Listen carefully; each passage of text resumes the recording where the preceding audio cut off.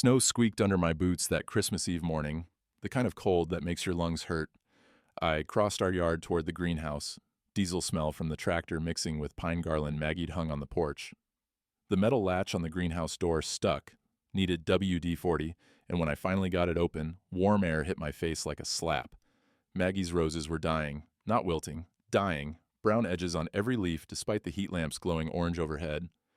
I knelt, pressed my fingers into the soil. Too acidic. Something in the water, maybe.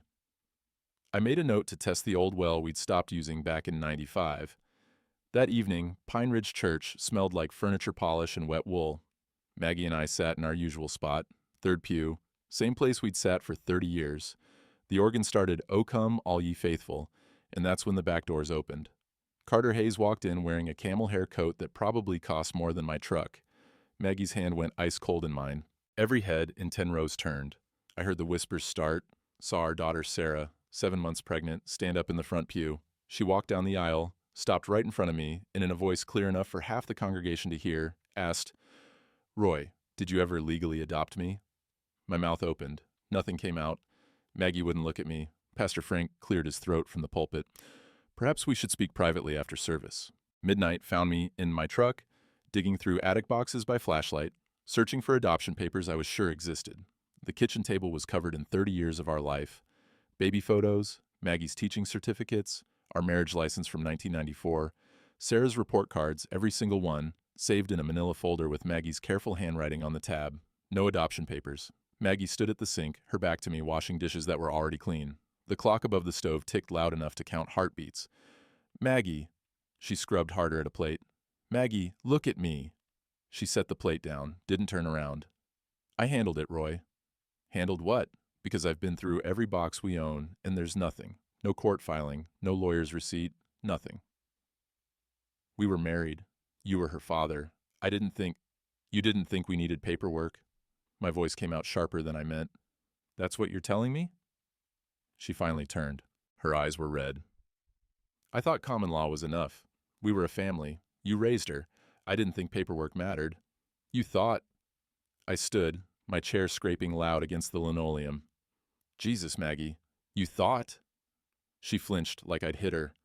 I grabbed my coat off the hook by the door. The cold outside was clean, sharp, better than the suffocating heat of that kitchen and 30 years of assumptions. Christmas morning, 6 a.m. The workshop smelled like motor oil and old wood. I was under the tractor, wrench in hand, when I heard boots on the concrete floor. "Roy?" Tim, Sarah's husband. Good kid. Worked construction, had steady hands and a quiet way about him. "Under here." He crouched down. "Need help?" "Hand me that half-inch socket." He did. We worked in silence for a few minutes, just the clink of metal on metal and the whistle of wind through the barn's gaps. "Sarah asked me something last night," Tim said finally. I slid out from under the tractor, wiped my hands on a rag that was already black with grease. "Yeah?" "She wanted to know if the baby would inherit the farm." He looked at me straight. "What do I tell her?" The rag stilled in my hands.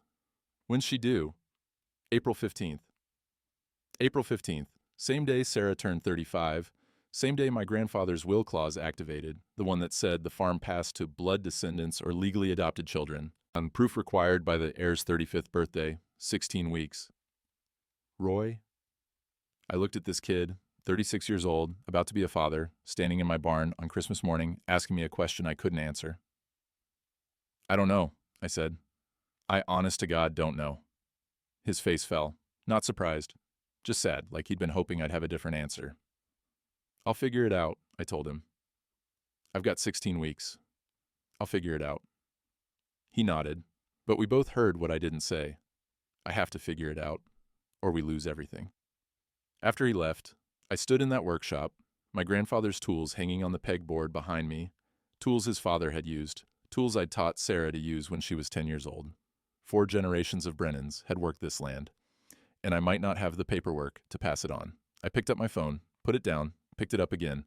The county clerk's office opened at 8 a.m. on the 26th. I'd be there when the doors unlocked. Outside, the sun was coming up, winter pale and cold. Ice hung from the barn's eaves, each icicle catching light like a blade. 3 days after Christmas, I needed greenhouse supplies. The hardware store sat on the town square, same building that had been there since 1947. Bell over the door still jangled when you walked in. The jangle brought every head up, then silence. Hank, who'd owned the place for 40 years, was behind the counter. Two of the Prescott boys stood by the paint mixer. Old Ray Hutchins, had to be 85, sat on the bench by the wood stove where he'd sat every morning since his wife died. I walked to the back, grabbed the pH testing kit and a bag of lime. The floorboards creaked under my boots, sound I'd heard 1,000 times. Today it felt loud as gunshots. Behind me, someone whispered, "Not her real dad." My shoulders went tight. I kept walking. At the counter, Hank rang me up without meeting my eyes. The register dinged. 43.50. I pulled out my wallet. "Tell you what," Hank said, louder now. "Put it on your account. Family discount." I looked up. He was staring right at me, his jaw set. "I pay my way, Hank." "I know you do. That's why you got credit here." He pushed the receipt across the counter. "Family takes care of family." One of the Prescott boys, the younger one, couldn't remember his name, said to his brother, "Carter Hayes offered to buy the Brennan place. Smart move, if Roy's got no legal claim." Ray Hutchins stood up from his bench. Didn't say a word. Just walked past the Prescott kid close enough to bump his shoulder and left. The bell jangled behind him. I took my supplies and walked out into air that smelled like snow coming. January 3rd, County Clerk's office. Fluorescent lights hummed overhead. Same sound they'd made for 30 years. The place smelled like old paper and burnt coffee from the pot that had been sitting since morning. Mrs. Vickers had been county clerk since before Sarah was born. She knew every piece of paper in this building, every file, every deed going back to the 1800s. "Roy," she didn't smile, just gestured to the chair across from her desk. "What can I do for you?" "I need information about filing adult adoption papers." Her mouth tightened. She pulled open a drawer, slow and deliberate. "You're asking about Sarah?" "Yes, ma'am." She set a folder on the desk, opened it. Inside was a document I recognized, my grandfather's will, dated 1985. "You know what this says, Roy? Farm passes to blood descendants or legally adopted children. Proof required by the heir's 35th birthday." She looked at me over her reading glasses. "Sarah turns 35 April 15th. That's 15 weeks from today." "I know. Adult adoption in this state requires biofather consent. You need Carter Hayes to sign a waiver." The fluorescent light above us flickered, buzzed, went steady again. "What if he won't?" Mrs. Vickers closed the folder. Her hands, wrinkled and spotted with age, rested on top of it. "Then Sarah can't be legally recognized as your daughter, and when she turns 35, the farm inheritance clause—" She trailed off. Didn't need to finish. I felt something cold settle in my chest. "What are my options?" "Get Carter to sign, or contest the will, which'll take years and cost more money than you've got." She paused. "Or sell before April 15th. At least you'd get market value." "I'm not selling." "Then you've got 15 weeks to get Carter Hayes' signature." She stood, signaling we were done. "There's something else you should know." I waited. "New building owner bought this office last month, once all the files digitized. Every deed, every permit, every record going back 50 years. She looked at me steady. "Funny timing, isn't it?" "Who bought it?" But I already knew. "Carter Hayes Properties, LLC." She walked to the door, opened it. "I'd move fast if I were you, Roy. Man who owns the buildings makes the rules." I sat in my truck in the parking lot for 20 minutes. The heater blew warm air that smelled like old vinyl and diesel. My hands gripped the steering wheel hard enough to hurt. Carter owned the county clerk's office, which meant he controlled every permit, every inspection, every piece of paper that determined whether a farm in this county could operate. I thought about Sarah, 7 months pregnant, asking me what to tell her baby about inheritance. I thought about Maggie's roses dying in poisoned soil. I thought about 30 years of showing up, of teaching a little girl how to test soil and read weather and know when to plant. And I thought about a man in a camel hair coat who'd walked into my church and taken it all away with one question. My phone buzzed. Text from Doc Emmett. "Coffee tomorrow? Got something to show you." I started the truck. Ice had formed on the windshield while I sat there.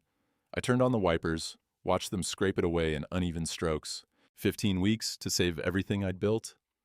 Doc Emmett's office smelled like antiseptic and old coffee. He'd been the town physician for 43 years, delivered half the babies in the county, including Sarah.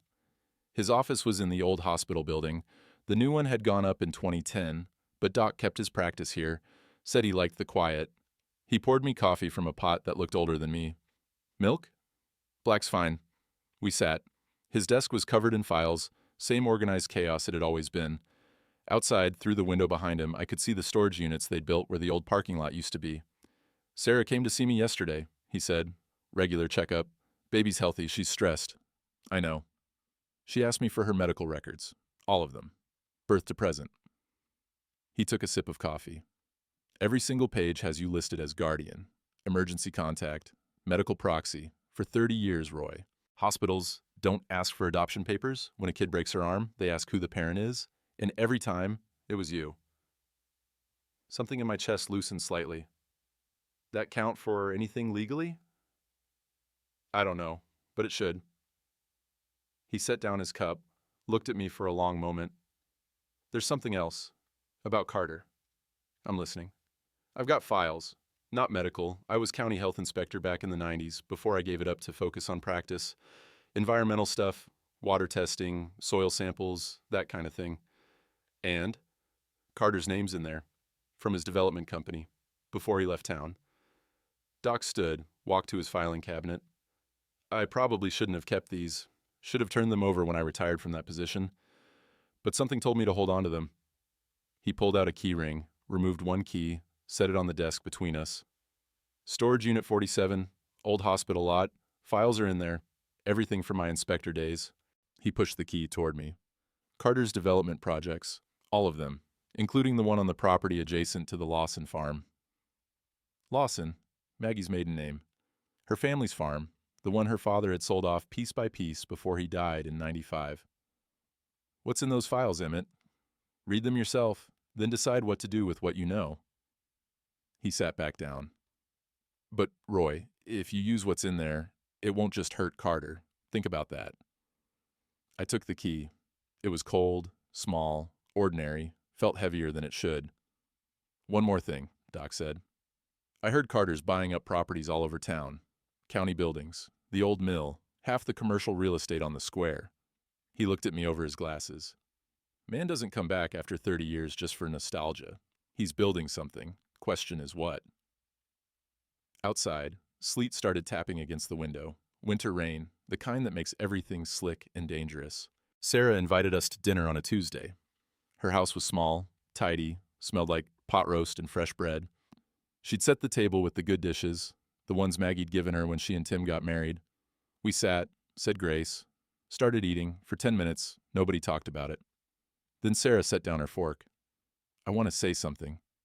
Tim reached over, took her hand. You're my dad, Roy. Her voice was steady. Paperwork doesn't change that. You taught me to drive. You walked me down the aisle. You've been there for every single thing that mattered. She looked at Maggie, then back to me. I don't care what some document says. Relief hit me like a wave. Thank you, baby. But, she paused, took a breath. Carter reached out. He wants to meet me. Have coffee. Just talk. The pot roast turned to ash in my mouth. You don't have to, Maggie said quickly. I know. Sarah's hand moved to her belly, that instinctive gesture pregnant women make. But he's my biological father, and he's this baby's grandfather. I feel like I should at least, I don't know, hear what he has to say. When? My voice came out rough. Friday. Just coffee. 1 hour. She looked at me, and I saw the little girl who used to bring me wildflowers from the field. Is that okay? What was I supposed to say? No, you can't meet your biological father. No, I'm too scared of losing you. Of course it's okay. We finished dinner. Talked about baby names, nursery colors, Tim's new construction job, normal things, family things. As we were leaving, I hugged Sarah at the door. She whispered in my ear, You're my dad. That's not changing. But in the truck, driving home through sleet that was turning to ice, Maggie said what we were both thinking. She hesitated. What? When you asked about the adoption consent, when this all started. She hesitated. Maggie stared out the windshield. She said she'd think about it. She said she wanted to meet Carter first. I didn't answer. Couldn't. At home, I stood at the kitchen door while Maggie went inside. Through the window, I could see her roses in the greenhouse, brown, dying, poisoned by something in the water. I pulled out my phone, texted Doc, I'll check the storage unit tomorrow. His response came immediately. Be careful what you find. Some truths cost more than lies. The sleet turned to freezing rain. Ice formed on everything it touched, the porch railing, the truck, the bare branches of the apple trees my grandfather planted. Everything looked clean, beautiful, and sharp enough to cut you if you weren't careful. Carter took Sarah to the Riverside Inn, the nicest restaurant in 50 miles. White tablecloths, wine list, the kind of place where ranchers took their wives on anniversaries. I heard about it from Maggie, who heard it from Sarah, who called her mother the minute she got home. He offered to pay for everything, Sarah had said, her voice on speakerphone while Maggie cooked dinner and I sat at the kitchen table, pretending not to listen. The baby, daycare, college fund. He said he wants to set up a trust. What did you say? Maggie asked. I said I'd think about it. Pause, long enough that I could hear my own heartbeat. He asked about the farm, Sarah continued. Asked if I understood the inheritance clause. Said his lawyer looked into it, that without the adoption paperwork, the farm might not pass to me. Another pause. He said he could help, that he has resources you don't have, Mom. Resources I don't have. I left the kitchen, went to the workshop, stayed there until Maggie came out 2 hours later and told me dinner was ready, in a voice that said she knew I wouldn't eat it. That night, I dreamed about soil tests, about pH strips turning colors I'd never seen before, about roses with roots that went down forever, choking on poison they couldn't escape. The county inspector showed up on a Thursday morning. I was in the greenhouse, actually getting somewhere with the water problem, had traced it back to the old well, the one we'd stopped using in '95. Knock on the door, kid, maybe 30, clipboard in hand, county badge on his jacket. Roy Brennan? That's me. Routine inspection, new safety protocols, need to check your farm equipment permits. I wiped my hands on my jeans. Permits are current, renewed them in November.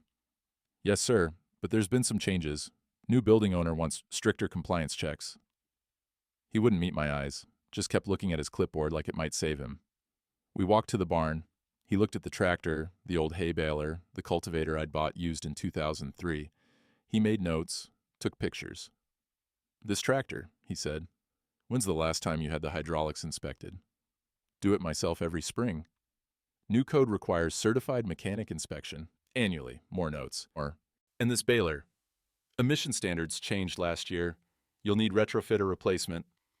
That baler's got another 10 years in it.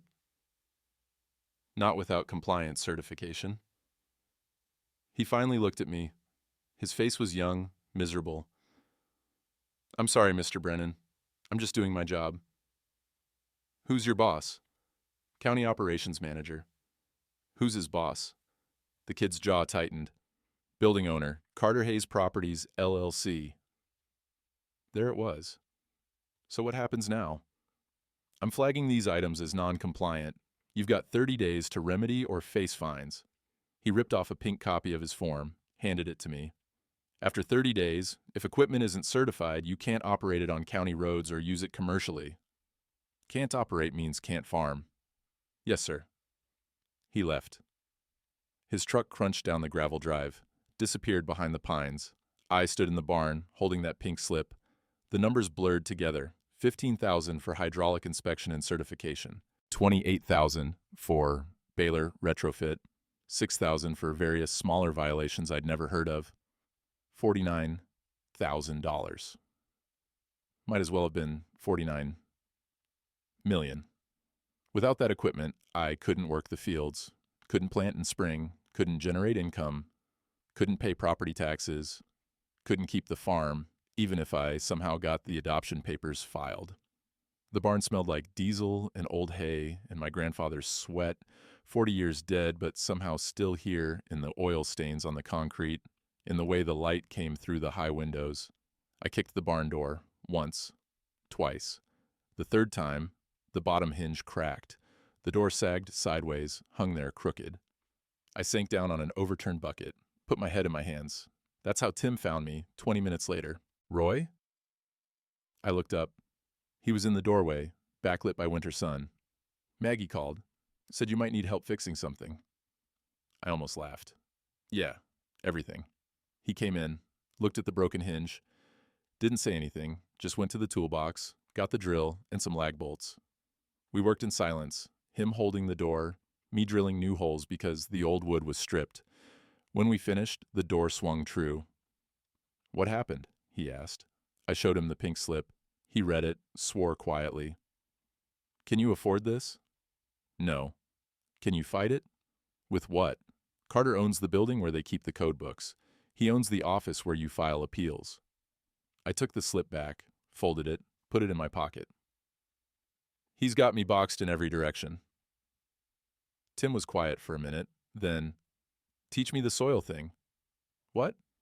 The pH testing, the way you read the ground. You said you'd show me.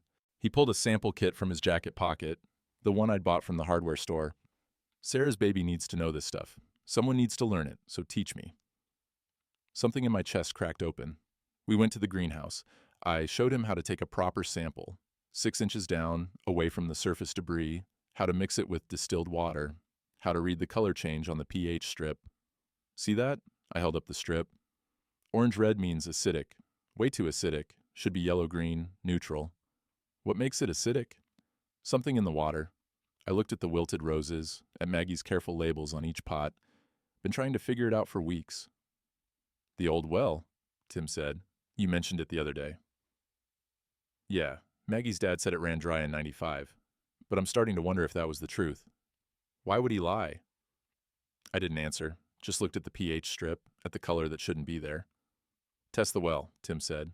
If something's wrong with the water, that's where it started. We walked out to the wellhead, hidden behind the barn where weeds had grown up around it for 30 years. The cap was rusted shut. Took both of us and a crowbar to pry it loose. The smell hit us first, chemical, wrong, like nothing that should be in groundwater. I lowered a sample bottle on a string, pulled it up. The water was clear, but it had that smell, faint but there. Back in the greenhouse, I tested it. The pH strip turned deep orange, almost red. Jesus, Tim breathed. Something poisoned this well. I looked at him. 30 years ago, Maggie's father sold off part of his farm. Development company bought it, built some light industrial buildings. My voice felt far away. Carter's company. You think he, I don't know what I think. I pulled out Doc Emmett's key, looked at it, but I know where to find out. Tim studied my face. You want company? No, but I appreciate it. He nodded, started to leave. Stopped. Roy, whatever you find, whatever you decide to do with it, I'm with you, Sarah's with you, that's family. After he left, I stood in the greenhouse holding a pH strip that proved someone had poisoned my wife's family land, holding a key to files that might prove who did it, and knowing that if I used that information it wouldn't just destroy Carter, it would destroy Maggie's memory of her father, because if the well was poisoned in '95 and Maggie's dad knew about it, but said it ran dry instead, he'd been paid to keep quiet. The inspector's pink slip crinkled in my pocket. $49,000 I didn't have, a farm I couldn't operate, a daughter I couldn't legally claim, and evidence that might save everything if I was willing to pay the price. The next morning, I taught Tim the full soil ritual, not just pH testing, everything. How to read the texture between your fingers, clay versus sand versus loam, how to smell it for health, that rich earthy scent versus the sour smell of compaction, how to know what the land needs just by listening. We were in the greenhouse, kneeling side by side in the dirt like I'd done with my grandfather 50 years ago. You scoop from 6 inches down, I said. Surface doesn't tell you truth. You gotta dig past what everyone can see. Tim copied my motion. His hands were rough from construction work. Careful. Good hands. Now work it between your fingers. Feel that? Gritty. That's sand content. Good drainage but doesn't hold nutrients well. I added a little water from the clean supply line we'd rigged up. Make a ball. If it holds shape, you've got enough clay. If it falls apart, you need to amend. What do you amend with? Depends what you're growing. But the point isn't the answer, it's knowing how to ask the question. I looked at him. The ground will tell you everything if you listen. It doesn't lie like people do. We tested 3 more samples. I showed him how to record the results in the notebook my grandfather had started in 1954. Pages and pages of dates and numbers and observations, his handwriting turning to my father's, turning to mine. This is what you pass on, I said. Not just the land, the knowledge. Tim nodded. Didn't say what we were both thinking, that I might not get to pass on either. When we finished, I pulled out the sample I'd taken from the old well. Test this one. He went through the ritual, mixed the soil from around the wellhead with distilled water, dropped in the indicator solution. We watched the color change. Dark orange, nearly red. That's not natural, Tim said. No, it's not. What do you think happened? I looked out the greenhouse window at the land my family had worked for 4 generations. I think something was dumped there. Something that seeped into the water table. Something that killed Maggie's father's crops and made him sell. I stood, brushed dirt from my knees, and I think he knew about it. The files Doc mentioned? Yeah. You gonna look? I don't know. The admission hurt. If those files prove what I think they prove, it'll save the farm. Give me leverage against Carter. But it'll also mean Maggie's father took money to stay quiet about poisoning his own land. Tim was quiet for a moment, then, Sarah asked me something last night. What? She asked if I thought you'd ever forgive her for meeting with Carter. He looked at me steady. I told her you already had. That forgiveness isn't something you wait to give. It's something you decide to carry or put down. The greenhouse was warm, humid. Outside, February wind rattled the glass. She's scared, Tim continued. Scared the baby won't have a grandfather if things go bad between you two. Scared Carter's gonna drive a wedge. Scared she's losing you by trying to know him. She's not losing me. Then you gotta show her that. Whatever Carter offers, money, trust funds, resources, you gotta show her what matters more. How do I compete with trust funds, Tim? You don't compete. You just keep being her dad. He stood. Sarah told me about the soil testing you did when she was 10. That science fair project about acid rain. You spent 3 months helping her collect samples, teaching her to read the results. She won first place. I remembered her smile, the blue ribbon, the way she'd hugged me in front of the whole school. She doesn't remember the prize, Tim said. She remembers you showing up every Saturday morning with sample bags and pH strips. She remembers you caring enough to teach her. He headed for the door. That's what she wants for her kid, not money, you. After he left, I sat in the greenhouse with my grandfather's notebook open in my lap. I flipped through the pages, decades of observations, weather patterns, crop rotations, soil amendments. On the last page, in my grandfather's shaky handwriting from just before he died, he'd written, "Good soil takes time to build. Quick fixes poison it. Remember that." I closed the notebook, put it in my jacket pocket, then I drove to the old hospital. Storage Unit 47 was in the back row, farthest from the road. The lock was rusted, but the key still worked. The door screeched open on rails that hadn't moved in years. Inside, file boxes, dozens of them, all labeled in Doc Emmett's precise handwriting. Environmental Inspections 1990-2000. I found the one marked 1993-1995 and pulled it out, set it on an overturned crate. The cardboard was soft with age, the smell of old paper mixing with the metal and dust smell of the storage unit. I opened it. The first file was labeled Hayes Development Corp., Industrial Park, Lawson Property Adjacent. My hands shook as I pulled out the papers. Soil Contamination Report, dated March 1993, levels of trichloroethylene, industrial solvent, at 40 times acceptable limits, seepage into groundwater confirmed. Recommendation, immediate remediation required, EPA notification mandatory. Next page, follow-up report, June 1993, no remediation performed. Property owner, Lawson, declined testing of his own wells.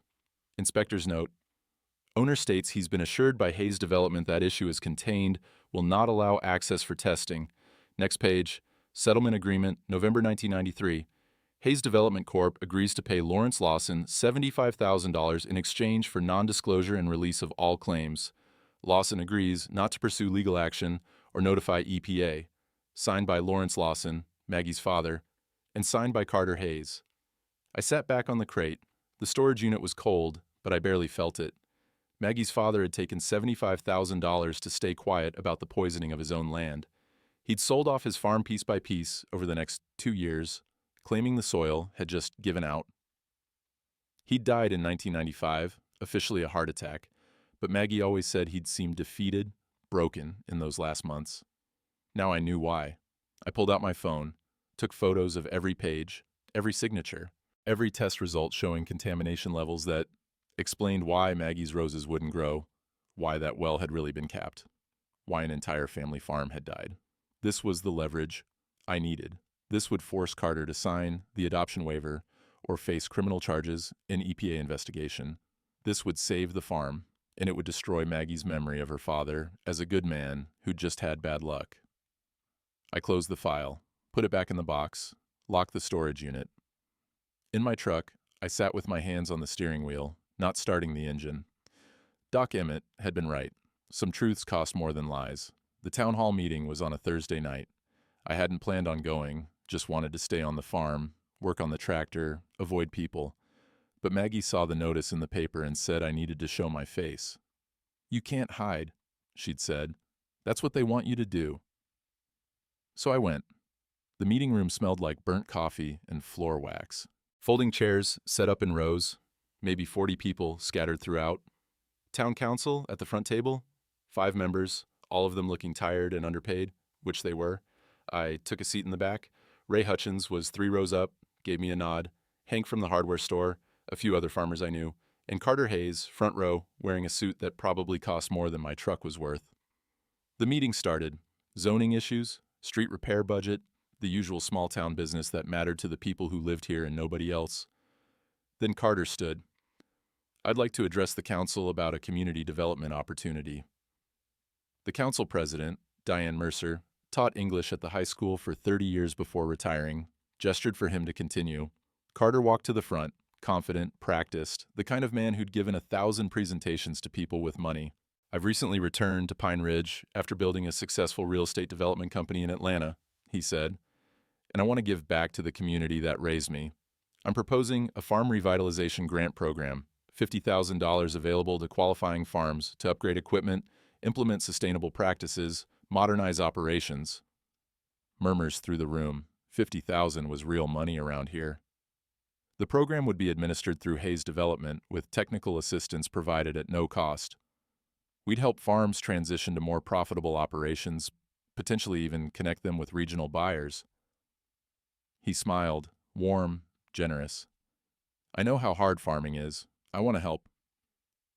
Diane leaned forward. "What are the qualifications?" "Well, that's where it gets interesting."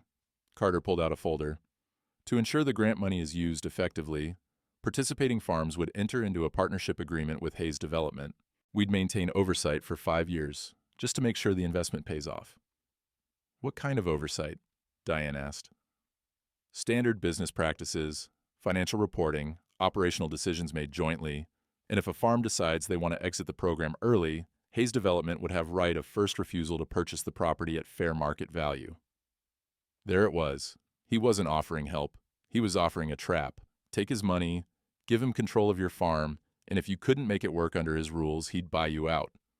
Someone in the crowd asked, "Who decides what's a qualifying farm?" Carter's smile didn't waver. "We'd use county assessment data, equipment compliance records, that sort of thing. Farms that are struggling, but viable, with proper investment." He meant farms like mine. Farms that couldn't afford the new equipment compliance fees. Farms that were one bad season away from going under. Farms he could acquire cheap. A few people started asking questions. One of the Prescott boys, the younger one again, said, "Seems like a good opportunity for farms that are having trouble keeping up." Ray Hutchins stood, slow. Every eye in the room turned to him. "I remember when you left town, Carter," Ray said. His voice was quiet, but it carried. "Some of us got long memories." "Mr. Hutchins, I remember the church building fund that went missing. Summer of '94, $20,000 just gone. They never did find out who took it." Ray looked around the room. Funny thing, Carter leaving town right after that. Carter's jaw tightened. That matter was investigated and closed. No charges were ever filed. No charges don't mean no guilt, just means not enough proof. Ray picked up his coat from the back of his chair. "I won't be taking any grants from a man I don't trust." He walked out. The door closed behind him with a soft click. 4 other farmers stood, followed him out. The room was quieter now, colder. Carter looked at the council. "I'm offering a legitimate business opportunity to help this community. Mr. Hutchins' insinuations are—" "Ancient history," Diane interrupted. "But noted." She looked at her fellow council members. "We'll need to review any formal proposal in detail before making recommendations. Thank you, Mr. Hayes." It was a dismissal. Carter knew it. He gathered his folder and sat down. The meeting continued. I stayed through the rest of it, budget discussions, permit approvals, nothing that mattered compared to what had just happened. Afterward, in the parking lot, Carter caught up to me. Roy. I stopped, turned. He looked older up close, tired. I'm trying to help. Help yourself, you mean? I'm trying to help Sarah. Help my grandchild. His voice was tight. That farm of yours is falling apart. You can't afford the equipment upgrades. You can't afford the taxes. How long before you lose it anyway? That's my business. It's Sarah's business. It's my grandchild's business. He stepped closer. I can make this easy, $50,000 for equipment, help you get compliant. All you have to do is accept it. And give you control. Partnership. There's a difference. No, there isn't. I looked at him steady. You can't buy what I've built, Carter. 30 years of being there, of showing up, of teaching her what matters. And what about when the bank forecloses? What does she learn then? The question hit harder than I wanted to admit. You're not her father, I said. Neither are you, not legally. He pulled out his phone, showed me a photo. Him and Sarah at that restaurant, both smiling. She's getting to know me. She's thinking about what's best for her child. And right now, money's looking pretty good. He walked away before I could answer. I drove straight to the storage unit, let myself in with Doc's key, pulled out the contamination files, sat there in the cold with proof that could destroy Carter, proof that would force him to sign the adoption waiver or face criminal investigation, proof that would also destroy Maggie's last good memory of her father. I took out my phone, stared at the photos I'd taken of the documents. My finger hovered over the delete button. In the truck, the heater rattled. Outside, February rain started falling. Not quite spring, not quite winter, just cold and gray and uncertain. I put the phone away without deleting anything, but I didn't send the photos either. I showed Maggie the files on a Sunday morning, the kind of cold March day where winter holds on out of spite. Frost still thick on the windows even though the calendar said spring was coming. She was at the kitchen table, reading glasses on, going through seed catalogs, planning the garden like she did every year, circling varieties in pencil, making notes in the margins. I set the folder in front of her. What's this? She asked. Something you need to see. She opened it, started reading. I watched her face change. Confusion first, then understanding, then something that looked like grief. Her hands shook when she reached the settlement agreement. Her father's signature, right there, in his careful script, the same handwriting that was on her birth certificate, her wedding invitation, the deed he'd signed over to her when he got too sick to farm. $75,000, she whispered. Maggie, he took $75,000 and said nothing. She looked up at me. Her eyes were wet. The well didn't run dry. It was poisoned. And he knew, and he took the money and he let me think. She couldn't finish. I sat down across from her, reached for her hand, but she pulled it back. How long have you known? Week and a half. Doc Emmett had the files. And you didn't tell me? I was trying to figure out what to do with them. What to do? Her voice rose. What to do is release them. Take them to the EPA. Carter poisoned our land, Roy. He destroyed my father's farm, and my father helped him cover it up. If I release these, your father's name gets destroyed right along with Carter's. My father destroyed his own name when he signed that paper. She stood up, the chair scraping loud. You want to know why he died of a heart attack at 62? Because he was eaten alive by guilt. Because he knew what he'd done, and he couldn't fix it, and it killed him. Maggie, he used to sit in that greenhouse, just sit there with the roses, not saying anything, hours at a time. I thought he was depressed about the farm failing, but he was sitting with what he'd done, living with it. She pressed her hands to her face. And I defended him, told everyone what a good man he was, what a hard worker, how bad luck had just done him in. He was a good man who made a bad choice. Don't. She dropped her hands. Don't make excuses for him, and don't make excuses for yourself. What's that mean? You've had these files for over a week. You haven't done anything with them because you're protecting me, protecting my memory of my father. Her voice cracked. But that's not your choice to make, Roy. That's not your burden to carry. I'm trying to do right by you. You want to do right by me? Save our farm, save our family. Use what you've got. She picked up the folder, held it out to me. Please. I'm telling you it's okay. Let my father's shame come out. He earned it, but don't let it cost us everything. I took the folder.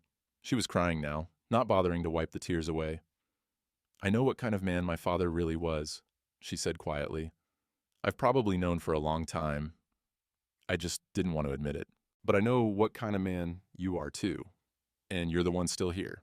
You're the one who stayed. That matters more than whatever's in those files. She left the kitchen. I heard her footsteps on the stairs, the bedroom door closing. I sat there alone, with the truth in my hands. The call came 3 days later, Wednesday afternoon, March 10th. I was in the workshop trying to fix the hay baler with parts I'd salvaged from an old one I'd bought at auction. "Mr. Brennan?" Woman's voice, young, nervous. "Speaking. This is County Memorial Hospital. Your daughter Sarah was brought in about an hour ago. She's having contractions." My hands went numb. "It's too early. She's not due until April." "I know, sir. Doctor thinks it's Braxton Hicks, false labor, but they're keeping her for observation. She's asking for you." 20 minutes later, I was in the hospital waiting room. Maggie showed up 10 minutes after that, still in her work clothes from the library.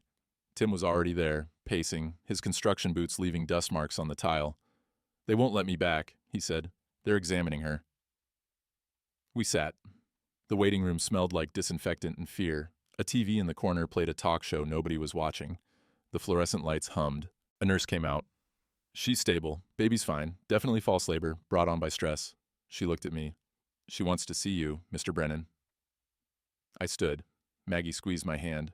Sarah's room was small, curtained. She was in a hospital gown, monitors beeping quietly, one hand on her belly. "Hey, baby," I said. "I'm sorry." Her voice was small. "I didn't mean to scare everyone." "You didn't do anything wrong." "The doctor said stress." She asked what I was stressed about. Sarah looked at me. I didn't know what to say. I pulled a chair close to her bed, sat. "I met with Carter 3 times now," she said. "He's nice. He's trying. He wants to know me, wants to be a grandfather. And every time I'm with him, I feel guilty, guilty for liking him, guilty for betraying you." "You're not betraying anybody." "He offered to pay for everything, Roy. The baby, daycare. He set up a trust fund, a real one, $200,000, for Emma." She used the name they'd chosen. That's her college. That's her security. How do I say no to that?" "You don't have to say no." "But he wants something. He always wants something. Yesterday, he asked if I'd ever thought about taking his last name back. Said it would make the trust fund simpler, legally." She was crying now. "He's trying to buy me. And the terrible part is, it's working." Through the window, I could see the CCU unit across the hall, and in one of those rooms, hooked up to monitors, was Carter Hayes. The nurse had mentioned it when I came in. Chest pains, admitted last night, family only for visitors. I'd walked past his room, seen him through the window, pale, oxygen mask, looking mortal, looking scared. "There's something I need to tell you," I said, and I told Sarah everything. Sarah went into real labor 5 days later. April 10th, 5 days before the inheritance deadline. The call came at 2 in the morning. Tim's voice, steady but scared. "It's time." We met them at the hospital. Met them at the same waiting room, same disinfectant smell, but different now. Real now. The nurse at the desk asked who Sarah wanted in the delivery room. "My husband," Sarah said. Then she looked at me. "And my dad." "Not Carter, me." Maggie squeezed my hand. "Go." They gave me scrubs to put on over my clothes, showed me where to wash my hands. The soap smelled like almonds and something chemical. My hands shook under the water. Tim was already in the room, holding Sarah's hand. She was breathing through a contraction, her face tight with pain. "Hey, baby," I said. She reached for me. I took her other hand. The next 4 hours were a blur. Monitors beeping, nurses coming and going, the doctor checking dilation, talking in calm tones about centimeters and stations, Sarah breathing through contractions that came closer and closer together. Through the window in the door, I could see Maggie in the hallway. And beyond her, farther down, I saw Carter. In a wheelchair, oxygen tank beside him. A nurse had wheeled him there. He was watching through the window. Our eyes met for a second. Then I looked away. "Okay, Sarah," the doctor said. "Next contraction, you're going to push." What happened next? I don't have words for it.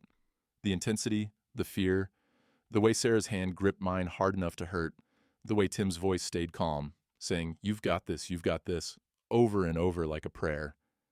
And then a cry, small, piercing, the most important sound I'd ever heard. "It's a girl," the doctor said. They laid her on Sarah's chest, tiny, perfect, red-faced and screaming and alive. Emma Grace Brennan, Sarah was crying, Tim was crying, I was crying. The nurse cleaned the baby, weighed her, wrapped her in a blanket. 7 pounds, 3 ounces, healthy. 10 fingers, 10 toes, blue eyes that would probably change color, but right now looked like mine, like Sarah's, like Carter's, like family. After they moved Sarah to recovery, after Emma was fed and sleeping in her bassinet, a different nurse came in with a clipboard. "We have some paperwork for you," she said. She looked at me. Judge Maxwell expedited the adult adoption hearing based on Dr. Reeves' testimony about medical proxy. "All we need is your signature and Sarah's consent." She handed me the papers. Adult adoption decree. Sarah Marie Hayes to be legally recognized as Sarah Marie Brennan, with Roy Brennan as adoptive father, retroactive to her birth date for purposes of inheritance and family law. My hands shook holding the pen. I looked at Sarah. "You sure?" "I've been sure for 30 years, she said. "Sign it." I signed. Sarah signed. The nurse witnessed. "Congratulations. It's official." April 10th. 5 days before the deadline. The farm was secure. Sarah was legally my daughter. Everything I'd been fighting for, right there in black and white. Tim shook my hand. Sarah hugged me. Maggie came in and held Emma and cried. And through the window, I saw Carter. Still in his wheelchair. Still watching. I walked out into the hallway. He looked older than he had at the town hall meeting, thinner. The oxygen mask hung around his neck and his breathing was labored. "Congratulations," he said. "Thank you." "She's beautiful. Emma." He tried to smile. Sarah texted me a photo. We stood there in the fluorescent hallway. A nurse walked past pushing a cart that squeaked. Somewhere down the hall a baby was crying. "I wasn't going to use them," I said. "Use what?" "The contamination files. Doc Emmett's records from '93. I had them. Had proof you poisoned the Lawson farm well, proof of the settlement you paid to keep it quiet." I looked at him. "I could have destroyed you, forced you to sign the adoption waiver, or face criminal charges." His face went gray. "Why didn't you?" "Because it would have destroyed Maggie's memory of her father, and that cost too much." He was quiet for a long moment. The oxygen tank hissed softly. "I was 28 years old," he said finally, trying to build something. "Cutting corners I shouldn't have cut. When the contamination happened, I panicked. Lawrence Lawson was going to report it. It would have bankrupted me." He looked at his hands. "So I paid him to stay quiet. And I left town because I couldn't live with what I'd done. You could have made it right. Come back and cleaned it up." "I know." His voice cracked. "I know. And I'm sorry. I'm sorry I poisoned that land. I'm sorry I paid Lawrence to destroy himself. I'm sorry I left Sarah when she was 4 years old because I was too much of a coward to face my mistakes." "Why'd you come back now?" He tapped the oxygen tank. "Heart failure. 6 months. Maybe a year if I'm lucky. I wanted to know my daughter before I died. I wanted to meet my grandchild." He looked toward Sarah's room. "But I went about it all wrong. Again. Tried to buy my way in. Tried to control things. Tried to make it a business transaction instead of just being honest." "You could have just asked." "I didn't think I deserved to ask. Not after leaving. Not after what I'd done." He pulled an envelope from his jacket pocket. Held it out to me. "This is the adoption waiver. Notarized. No conditions. And this, he pulled out another document, is the deed to the county office buildings. I'm transferring them to you. Sell them, keep them, whatever you want. It's what I owe you." I took the papers. Looked at them. The waiver was exactly what I needed. The deed was worth maybe $200,000. "I don't want your money, Carter." "It's not money. It's restitution. It's the only way I know how to say I'm sorry." He looked at me.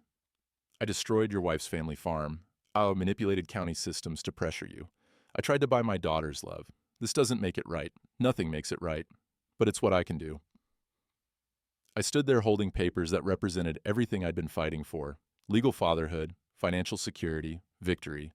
And I looked at a dying man who'd spent 30 years running from his mistakes and finally stopped. "You want to meet your granddaughter?" I asked. His eyes went wide. "You mean it?" "One condition. You don't try to buy her. You don't compete with me. You just be her grandfather. Show up. Be honest. That's all." "I can do that." His voice shook. "I want to do that." I went back into Sarah's room. She was holding Emma, Tim beside her, Maggie in the chair by the window. "Carter's in the hallway," I said. "He wants to meet Emma, if that's okay with you." Sarah looked at Tim. He nodded. She looked at me. You're okay with it? Family's got room for more than one grandfather. A nurse wheeled Carter in. He moved slowly, carefully, like a man who knew his body was failing him. When he reached the bedside, Sarah held out Emma. This is your grandfather, she said to the baby. Then to Carter, this is Emma. He took her in his arms, shaky, careful, tears running down his face. She's got your eyes, he whispered to me. Roy's eyes. He held her for 5 minutes, memorizing her face. Then he gave her back to Sarah. Thank you, he said, to all of us. Thank you for letting me be here. He left. The nurse wheeled him back to CCU. Sarah looked at me. That was the right thing? Yeah, I said. That was the right thing. Through the window, dawn was breaking. April 11th. The sky was pale blue, the color of new things, spring things. Emma slept in her mother's arms, wrapped in a pink blanket Maggie had made. And on the bedside table, adoption papers that made everything official, everything legal, everything real. April 15th came 5 days later, the day the inheritance clause activated, the day Sarah turned 35. A courier from the county clerk's office showed up at the farm mid-morning. I was in the greenhouse, installing the new water filtration system Tim and I had rigged up. Clean water, finally. Maggie's roses were already showing new growth, green shoots pushing through the old brown. Mr. Brennan? The courier was young, maybe 25. Got some documents for you. He handed me a thick envelope, official county seal on the front. Inside, the certified adoption certificate stamped and filed, the updated farm deed listing Sarah Marie Brennan as legal heir, a letter from the probate court confirming all inheritance requirements had been met. The farm was secure. I stood there in the greenhouse with those papers in my hand, breathing in the smell of warm soil and clean water. Outside, through the glass, I could see the fields my grandfather had plowed, that my father had planted, that I'd worked for 40 years. It was still ours. My phone buzzed. Text from Sarah. Happy birthday to me. Emma and I are coming over this afternoon. She wants to see her grandpa. I smiled, texted back, I'll be here. They arrived around 3. Sarah carrying Emma in one of those baby carriers strapped to her chest. Tim behind her with a diaper bag that looked bigger than the baby. Maggie met them at the door, already reaching for Emma. Let me hold my granddaughter. We sat in the living room, passing Emma around like the precious cargo she was. She was awake, alert, those blue eyes taking in everything. When I held her, she wrapped her tiny hand around my finger and held on. Strong grip, I said. She gets that from you, Sarah said. Stubborn, too. Wouldn't sleep last night unless someone was holding her. That's what grandparents are for, Maggie said. We talked about normal things, baby things, how Sarah was healing, how Emma was eating, whether that rash on her neck was normal or something to worry about, the kind of conversation families have where nothing's earth-shattering but everything matters. Then Sarah said, Carter called this morning. The room got quieter. He wanted to wish me happy birthday, and he wanted to know if he could visit, once a month, maybe, just to see Emma. She looked at me. I told him yes. That okay? I looked down at Emma in my arms, at this perfect little person who'd changed everything. Yeah, I said. That's okay. He's not trying to compete anymore, Sarah said. He knows who her grandpa is. He just wants to be part of her life. Part of ours. Then he's welcome, Tim spoke up. He's also funding the well cleanup, hired an environmental company to remediate the contamination, said it's his responsibility to fix what he broke. He told you that?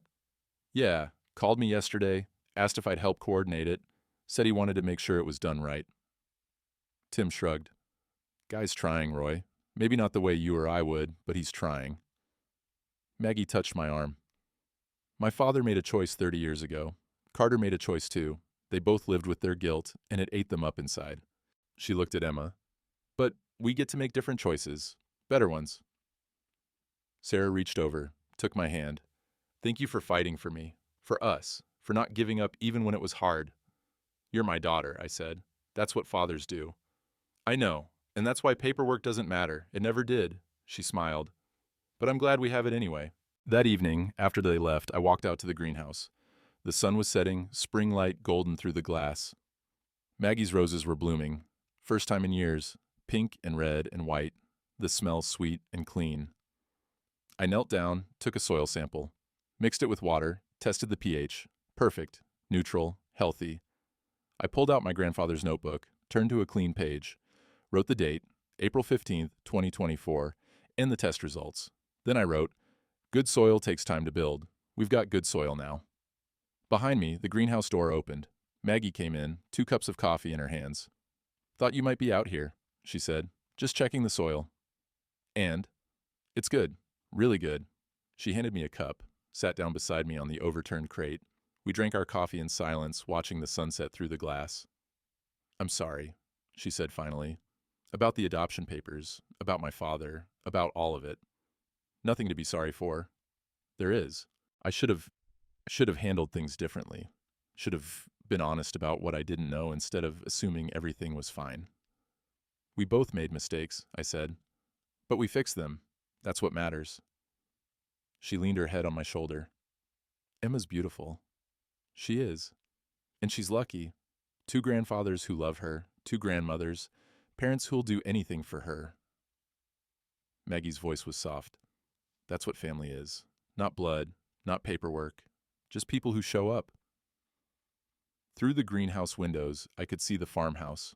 Lights on in the kitchen, barn in the distance, fields ready for spring planting, 4 generations of work, visible in every acre, and now a 5th generation to pass it on to. Tim wants to learn more about the soil testing, I said. Asked if I'd teach him everything, said he wants Emma to grow up knowing how to read the land. You should write it down, the ritual, all of it, like your grandfather did. Maybe I will. We sat there, as the light faded, as the stars came out, as the greenhouse cooled around us, and I thought about soil, how it takes time to build, how quick fixes poison it, how you have to tend it carefully and pass it on to people who'll care for it the same way. Good soil, good family, same principle. The roses bloomed around us, filling the air with their scent, clean water, healthy roots, and time enough to grow. Everything we needed, everything worth fighting for.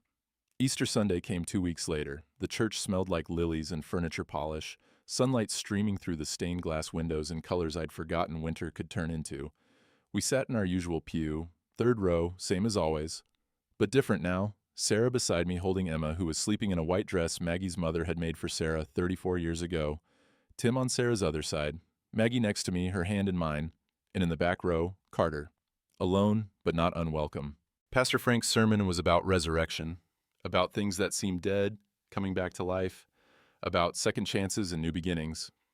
He looked right at me when he said it, smiled like he knew exactly what he was doing. After the service, in the fellowship hall, people came up to see Emma. The church ladies cooed over her dress. Ray Hutchins held her like she was made of glass, his weathered hands gentle. Hank from the hardware store slipped an envelope into Tim's pocket. For the baby's college fund, he whispered.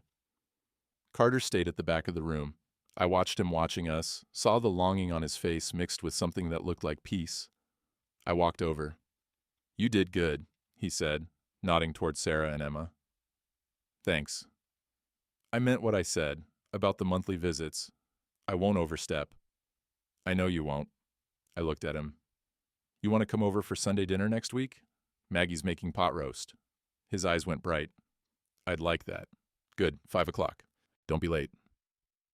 He nodded, couldn't seem to speak. As we were leaving, I saw Sarah stop to talk to him. Watched her say something that made him smile. Watched him touch Emma's cheek with one finger, careful and reverent. Outside, the April sun was warm. Real warmth, not the winter kind that promise but doesn't deliver. The church parking lot smelled like fresh asphalt and apple blossoms from the trees that lined the street. Tim loaded Emma's car seat while Sarah hugged Maggie. I stood on the church steps looking out at the town I'd lived in my whole life. Doc Emmett walked past carrying his black bag. Heard you got the papers filed. Yeah. Good man. He clapped my shoulder. Your grandfather would be proud. Maybe he would. Maybe he'd just say what he always said. Do the work. Tend what's yours. Pass it on better than you got it. That night, I sat on the farmhouse porch with my grandfather's notebook open in my lap. The pages were full now, his handwriting, my father's, mine. 3 generations of soil tests and weather observations and lessons learned the hard way. I turned to a clean page, started a new entry, things to teach Emma. Then I wrote, soil testing, how to read the sky, when to plant, when to harvest, how to know if water's clean by the way things grow in it, how to fix what's broken, how to forgive what can't be fixed. I paused, added one more line. That family is the people who show up, not the people who share your blood, but the people who share your life. In the distance, I heard a cardinal singing. The greenhouse lights were on, Maggie tending her roses, bringing them back to life. The fields stretched out dark and ready for spring planting. Behind me, through the kitchen window, I heard the phone ring. Heard Maggie answer, heard her laugh at something Sarah said. I closed the notebook, put it on the table beside me. Tomorrow, I'd start teaching Tim the spring planting ritual. Next week, Carter would come for Sunday dinner. In a few months, Emma would be old enough to hold, to carry out, to the greenhouse, to show the roses and the soil and the land that was hers now. But tonight, I just sat on the porch my grandfather built, breathing in air that smelled like apple blossoms and fresh-turned earth, listening to the sounds of my family inside the house. Ground doesn't lie. You put in good seed, tend it right, it'll feed you forever. Same with family. We're growing something good here, something that'll last.